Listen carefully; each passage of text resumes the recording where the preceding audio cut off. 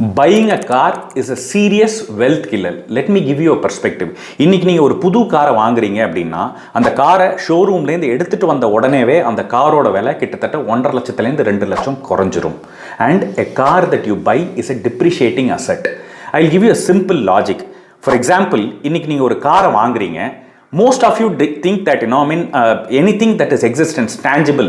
நான் வந்து ஒரு SUV வச்சுருக்கேன், இது என்னோட ட்ரீம் கார் அப்படி தான் நீங்கள் நினைக்கிறீங்க. நீங்கள் என்ன ஹோல்டு பண்ணுறீங்களோ அதுதான் உங்கள் ஃபினான்ஷியல் ஸ்டேட்டஸ் அப்படிங்கிறத டிஃபைன் பண்ணுறதுக்கு ட்ரை பண்ணுறீங்க.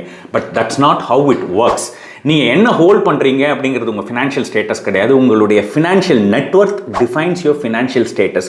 இன்றைக்கி ஒரு சின்ன ரிசர்ச் எடுத்து பார்த்தோம் அப்படின்னா, people are doing more research on what car they need to buy rather than doing a research of whom they have to get married.